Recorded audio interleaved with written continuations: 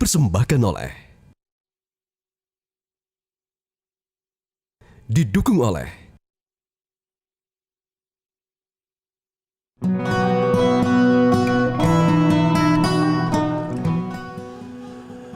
Syukran kasihan untuk pemirsa masih bersama kami ini di program Hasanah Islam Metro TV bersama saya Ahmad Kafi dan juga Profesor Nazaruddin Umar. Prof, izin di segmen ketiga ini kami akan memberikan waktu kepada audiens di sini, jemaah yang sudah hadir. Tafadhol untuk bisa bertanya langsung. Kesempatan ini diberikan untuk Anda jemaah untuk bertanya langsung kepada Profesor terkait dengan bagaimana dan keutamaan dari basmalah ini. Siapa yang ingin bertanya dan dari mana? Yang ini dulu ya. Assalamualaikum warahmatullahi wabarakatuh, Prof. Waalaikumsalam warahmatullahi wabarakatuh. Saya Jordan dari Semarang ya, Prof. Masya Allah, jauh sekali. Jauh ya? Iya, jauh. Izin bertanya, Prof. Apakah ada perbedaan membaca basmalah dari berbagai kegiatan yang kita lakukan sehari-hari seperti sholat, makan, sama kerja? Apakah harus diucapkan secara jelas atau mungkin cukup di dalam hati saja, Prof? Mungkin itu, Prof. Terima kasih. Assalamualaikum warahmatullahi wabarakatuh. Waalaikumsalam warahmatullahi wabarakatuh. Iya, sebetulnya yang paling penting itu penjiwaannya basmalah itu ya. Kalau penjiwaannya itu lebih percaya diri kalau kita dalam hati, apalagi kalau di samping kita itu non muslim banyak, mungkin agak riku kalau membaca Bismillahirrahmanirrahim. Ya, apalagi kalau sedang rapat, apalagi kalau sedang rekaman. Ya, janganlah bisa mengganggu konsentrasi orang lain, bisa membaca dalam hati. Ya, kayak di Madinah, Mekah itu kan baca basmalahnya tidak kuat-kuat. Tapi kalau memungkinkan untuk itu ya baca Bismillahirrahmanirrahim. Ya, jadi kalau saya sih jangan teriak Bismillahirrahmanirrahim. Ya, atau jangan bisik-bisik walaupun sendiri. Basmalah, udah nggak kedengaran. Tapi kalau kita katakan Bismillahirrahmanirrahim, itu menghilangkan fitnah kan. Dia sendiri makannya nggak basmalah, dia basmalah dalam hati. Tapi kalau kita Bismillahirrahmanirrahim, oh iya hebat ya, alim banget ya. Gitu kan. Iya. Jadi bagaimana bukan kaifiahnya, tapi bagaimana kita bisa menghadirkan Allah itu dalam setiap kita memulai kegiatan kita dalam basmalah itu ya. Semoga terjawab ya.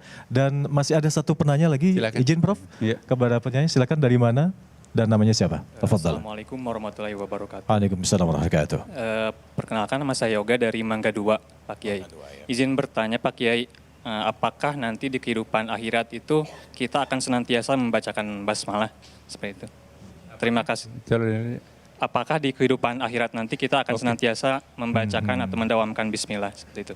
Terima kasih. Assalamualaikum warahmatullahi wabarakatuh. Waalaikumsalam warahmatullahi wabarakatuh. Iya, di akhirat nanti tidak ada lagi kewajiban yang mengikat kita seperti di dunia ini. Apalagi di surga. Wah, itu pokoknya seenak-enaknya di situ hidup ya. Enggak mesti harus berpuasa di sana. Enggak mesti harus haji di sana. Enggak mesti harus mengeluarkan zakat di sana. Siapa mau diberikan zakat, orang kaya semuanya kan. Jadi apa yang menjadi kebiasaan kita di dunia, insya Allah tidak akan menjadi kebiasaan lagi di akhirat. Jadi di sini adalah menanam, bercocok tanam. Di sana hanya panen aja kan. Iya. Tapi Prof, adakah riwayat yang menyebutkan para nabi dan rasul kita juga selalu mengamalkan basmalah ini? Tafadhal Prof. Oh iya, Rasulullah SAW itu mencontohkan apapun yang hendak kita lakukan. Terutama maaf ini kalau orang kehidupan suami istri ya kan. Ya jangan pernah absen, jangan pernah lupa untuk membaca. Kalau nggak bisa membaca doanya, seperti yang diajarkan Rasulullah, minimum membaca basmalah. Kan banyak tuh yang nggak hafal doa itu. Lakukanlah semuanya itu, karena kalau itu nanti kita lakukan tanpa membaca basmalah, tanpa membaca doa-doa khusus, jangan-jangan nanti kan begini. Kita seringkali menyalahkan anak kita kan sebagai orang tua. Anak dulu kita menjadi anak tidak kayak gitu. Santun banget, kedipan mata orang tua itu sudah takut. Ini kita segala macam dibelikan tapi masih nggak mau taat terhadap orang tua. Yang salah siapa? Sekarang ini kan kita selalu menyalahkan anak. Ya, dalam membuat anak, tanda kutip membuat anak ya kan. Kalau yang nafsu saja yang terlibat dalam membuat anak, tanpa pakai basmalah, tanpa pakai kama sutra, tanpa pakai macam-macam, apa bedanya kita dengan kambing? Berarti anak yang nanti lahir itu adalah anak apa? Anak kayak binatang kan. Tapi kalau kita pakai basmalah, kita pakai doa, Allahumma jannibna syaitan wa jannibna syaitan ma razaqtana. Bismillahirrahmanirrahim. Padahal kalau berwudu, dianjurkan berwudu sebelumnya kan. Kalau perlu salat hajat, minta anak saleh saleha ya kan. Baru kita melakukan itu. Kalau itu nanti tinggal menjadi janin, maka insya Allah bayinya itu akan menjadi anak-anak yang saleh saleha seperti yang kita doakan.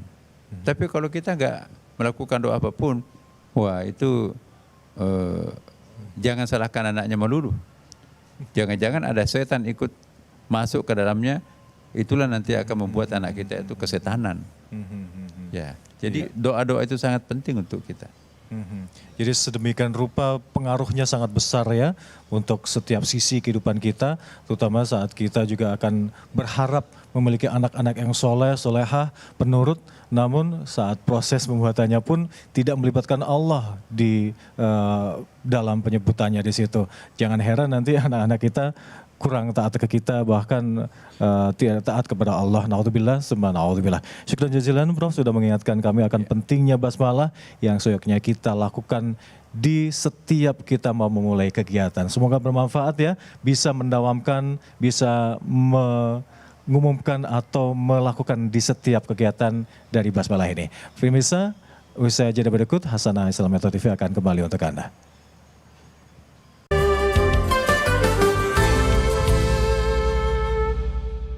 Dipersembahkan oleh,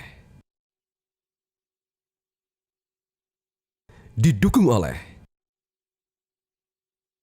Jelajahi cara baru mendapatkan informasi. Download Metro TV Extend sekarang.